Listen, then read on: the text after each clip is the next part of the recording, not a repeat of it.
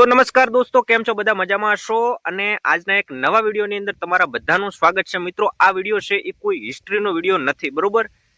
કે કોઈ એવા નગર ઉપર વિડીયો નથી બનાવ્યો. સ્પેશિયલ આ વિડીયો આપણા સબસ્ક્રાઇબ મિત્રો માટે અને જે નવા વ્યુઅર છે, જે જોવે છે મને, એના માટે બનાવી છે, બરોબર? ઘણા લોકો મને કહેતા હોય છે કે તમે વિડીયો શેની અંદર બનાવો છો? તો ભાઈ, હું મારા વિડીયો છે એ ગ્રોક એઆઈ ની અંદર બનાવતો હતો, પરંતુ એની અંદર હવે પેઇડ એટલે કે પ્રીમિયમ આવી ગયું છે, બરોબર? તો આપણે એની અંદર બનાવવાનું બંધ કરી નાખ્યું છે. તો થોડોક મારો પણ પરિચય આપી દઉં. તો દોસ્તો, મારી જે ચેનલ છે એ ચેનલનું નામ જ છે મારા નામ ઉપરથી મિસ્ટર વિપુલ રાય, બરોબર? અને મારું નામ છે વિપુલ. તો ફરીથી એકવાર બધાને દિલથી થેન્ક્સ, કારણ કે તમે બધાએ ખૂબ એવો સપોર્ટ કર્યો છે વિડીયોની અંદર. આઈ થિંક એક વિડીયો પાટણનો જે છે એ તો લગભગ 2 લાખ ઉપર વ્યૂઝ આવી ગયા છે એની અંદર.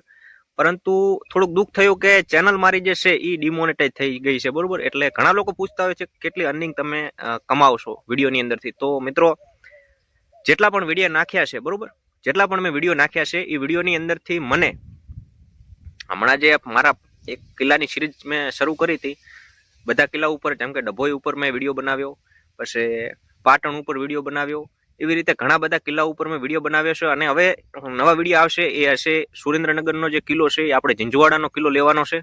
પછી અમદાવાદનો ઇતિહાસને કવર કરવાનો છે, એ પણ આખો અમદાવાદના કિલ્લા ઉપર આખો એક વિડીયો બનાવીશું. અને બીજું અંબાજી ઉપર વિડીયો બનાવવાનો છે. એક ભાઈની કોમેન્ટ પણ આવી હતી કે અંબાજી ઉપર વિડીયો બનાવો. એવા આપણે અલગ અલગ સ્થળ ઉપર વિડીયો બનાવવાના છે, બરોબર? તો કહી દઉં કે કેટલા કમાણો છું હું, બરોબર, યુટ્યુબમાંથી. તો યુટ્યુબમાંથી $175 કમાણો છું.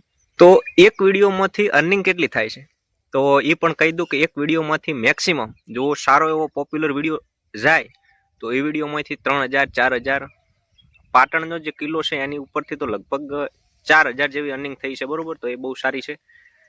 ચેનલ ડિમોનેટાઇઝ થઈ ગઈ ને કા લગભગ આ મહિનાની અંદર મારું પેમેન્ટ લગભગ 50,000 ઉપર આવત, પરંતુ ચેનલ આપણી ડિમોનેટાઇઝ થઈ ગઈ છે. અને વિડીયો પણ એવા બહુ વાયરલ થઈ ગયા છે કે યુટ્યુબને આપણી ચેનલ દેખાઈ ગઈ અને ચેનલ થઈ ગઈ ડિમોનેટાઇઝ. ઘણા લોકો એવું કહેતા હશે કે તમે માહિતી ખોટી આપો છો. તો દેખો ભાઈ, પહેલાં તો હું માહિતી છે એ વિકીપીડિયા, પછી ફેસબુક પેજમાંથી લઉં છું, પછી ચેટ જીપીટી, એઆઈ મતલબ ગૂગલ જમીનનો ફૂલ ઉપયોગ કરું છું, અને વિકીપીડિયાનો પણ ખૂબ ઉપયોગ કરું છું. અને બીજું કે મારી પાસે ઇતિહાસની એવી બુકો છે, પરંતુ એ ઇતિહાસની બુકો છે એ બહુ ઓછી કામ આવે છે, કારણ કે ગૂગલની અંદરથી અત્યારે બધું મળી જાય છે. અને જે નથી મળતું એ આપણે હવે એઆઈની અંદરથી મળી જાય છે. તો બહુ એ પણ બેસ્ટ છે સ્ત્રોત માટે, અને એના અંદરથી જ હું વિડીયો બનાવું છું. પણ લોકો એવું કહે છે કે ભાઈ, હમણાં ખાંટ રાજપૂતોનો મેં ઇતિહાસનો વિડીયો બનાવ્યો હતો, આઈ થિંક 2-2.5 મહિના થઈ ગયા, અને એક બે ભાઈએ એવું પણ કીધું છે કે તમે વિડીયો ખોટો બનાવ્યો છે, બરોબર? તો દેખો ભાઈ, મારો કોઈ એવો મકસદ નથી કે હું કોઈ પણ જાતને ખોટી દર્શાવું. જે એની અંદર લખેલું છે, એક ભાઈની સવારે પણ ઇન્સ્ટાની અંદર મેસેજ આવ્યો હતો કે તમે સોનાંગ મેરનું નામ લીધું, એ સોનાંગ મેરનો ક્યાંય ઉલ્લેખ જ નથી. પણ હકીકતમાં મિત્રો વિકીપીડિયાની અંદર તમે જજો અને દેખજો, સોનાંગ મેરનો પણ ઉલ્લેખ કરેલો છે. અને બીજું એ કે કોઈ પણ માહિતી લગભગ ખોટી નથી હોતી, પરંતુ જો કોઈ પણ પ્રકારની ભૂલ હોય તો તમે તાર કોમેન્ટ કરવાની, હું એનો બનશે તો જવાબ પણ આપીશ. કારણ કે ઘણા લોકો એવું પણ કહેતા હોય છે કે તમે વિડીયોની અંદર જે સ્થળ બતાવો છો એ બધા ખોટા હોય છે. તો ભાઈ, તમને જણાવું કે વિડીયોની અંદર જે સ્થળ હોય છે એ પહેલાં તો એઆઈ દ્વારા બનાવેલા હોય છે, બરોબર? કારણ કે હું શું કરું છું, ક્રોમની અંદર જાઉં છું, ફોટા ચેક કરું છું કે આ કિલ્લો આ ટાઈપનો છે, આવી રીતે આની દિવાલો છે, આના દરવાજા આ ટાઈપના છે. તો પછી હું એનું આખું ચેટ જીપીટીની અંદર જઈ અને એનું વર્ણન કરું છું, અને પછી આખો પ્રમોટ તૈયાર કરાવું છું, બરોબર? અને એ પ્રમોટમાંથી હું પછી એના ફોટો બનાવડાવું છું, અને ફોટો બનાવી અને પછી હું એનો વિડીયો બનાવું છું. એટલે ઓરિજિનલ તો નથી દોતા સ્થળ, બરોબર? એ પણ કહી દો. પણ હા, ઇતિહાસ ઓરિજિનલ હોય છે. એટલે તમે ફોટાનું કહી શકો છો કે ભાઈ ફોટા ડુપ્લિકેટ છે, વિડીયો ડુપ્લિકેટ છે. એ એટલા માટે બનાવું છું કે ભૂતકાળમાં જે બની ગયેલી જે ઘટના છે એ લોકો સામે તરત જેવો માહિતી બોલાય છે એવો જ લોકોને લાઈટ થાય કે ભાઈ આવું ભૂતકાળમાં થયું હશે, ભૂતકાળની અંદર આવી આવી ઘટનાઓ બની છે, આવી રીતે રાજાઓ લડ્યા હશે, પછી આવી રીતે ત્યાંના વારસો હશે, ત્યાંનું કલ્ચર આ ટાઈપનું હશે. એટલે માટે હું એઆઈનો ઉપયોગ કરું છું, બરોબર? કારણ કે એનાથી તમને પણ ફાયદો થાય અને મને પણ ફાયદો થાય. કારણ કે જો ઓરિજિનલ લોકેશન ઉપર જઈને વિડીયો બનાવું તો એ બહુ સારી વાત છે. કારણ કે ઓરિજિનલ લોકેશન ઉપર જઈને હું ત્યાં જઈને ડોક્યુમેન્ટરી વિડીયો બનાવું તો બહુ લોકો જોવે, મને ખબર છે. પરંતુ મિત્રો, અત્યારે ખર્ચો પણ વધી જાય એમ છે, અને અત્યારે હું થોડીક તૈયારી પણ કરું છું, બરોબર, બાજુમાં. તો એ પણ મારાથી ના થાય. તો આપણે ડોક્યુમેન્ટરી વિડીયો બનાવવાનો છે, પરંતુ 2-2.5 મહિના પછી, કારણ કે CCAની એક્ઝામ પણ આવેલી છે, તો હું એની પણ તૈયારી કરું છું સાથે સાથે. અને આ એક પ્રકારનો મારો ભવિષ્યની અંદર પ્લાન બી છે કે જો ભાઈ સરકારી નોકરી ના મળે તો યુટ્યુબ એ બહુ બેસ્ટ સ્ત્રોત છે એક પૈસા કમાવાનો. કારણ કે અને ભાઈ પૈસા કમાવો એટલે કે ખોટી માહિતી આપવી અને પૈસા કમાવો એવો પણ મારો ઉદ્દેશ્ય નથી, બરોબર. કારણ કે તમે જોશો તો મારો વિડીયો મોડા વિડીયો આવે છે, મતલબ 6 દાડે એક વિડીયો આવે, 4 દાડે એક વિડીયો આવે, અઠવાડિયે એક વિડીયો આવે. કારણ કે એ વિડીયો ઉપર ફૂલ રિસર્ચ હોય છે, ફૂલ માહિતી ભેગી કરવાની હોય છે, જાતે લખવાનું હોય છે, પછી વિડીયો આવતો હોય છે. તો એ પણ હોય છે. તો બાકી તો તમે બધા એવો સારો એવો મને સપોર્ટ કર્યો છે, એ બદલ દિલથી થેન્ક્સ, ખરેખર દિલથી થેન્ક્સ કહું છું. અને બીજું ઈ કે ટૂંક સમયમાં આપણો એક વિડીયો આવવાનો છે, જેની મેં પોસ્ટ પણ કરી હતી, તમે સારો એવો રિસ્પોન્સ પણ આપ્યો છે. જે વિડીયોની હું વાત કરી રહ્યો છું એ વિડીયો આવવાનો છે ઝીંઝુવાડાના કિલ્લા ઉપર.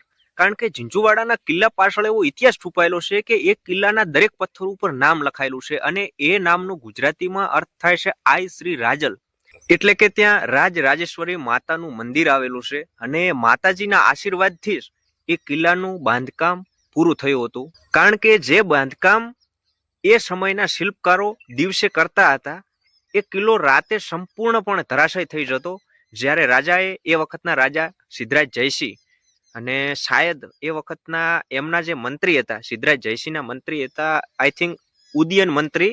તો જ્યારે પંડિતો પાસે જોરાવવામાં આવ્યું કે આવું કેમ થાય છે, તો જાણવા મળ્યું કે ત્યાં જે કિલ્લોની જે દિવાલો ખોદાઈ રહી હતી, ત્યાં એક ડેરી મળી આવી હતી, માતાજીની ડેરી, બરોબર. તો એ ડેરી પાછળનો પણ ઇતિહાસ છે કે ભાઈ એ સમયે વેપારી હતો, એક ઘીનો વેપારી, જૈન વેપારી છે. તો એ ઘીના ઘડા ભરવા પાટડી છે ત્યાં જતો, અને ત્યાં એને ઘી નહોતું મળ્યું, બરોબર. એટલે ઘી ના જે ઘડા છે એ ઠાલા લઈને પાછો આવતો હતો. ત્યારે વટમાં માતાજી એમને મળે છે, અને માતાજી કહે છે કે ભાઈ ક્યાં ગયા હતા, તો એ પણ કહે છે કે હું ઘીનો વેપારી છું અને ઘી ભરવા ગયો હતો, પરંતુ અત્યારે કંઈ ઘી મળ્યું નથી.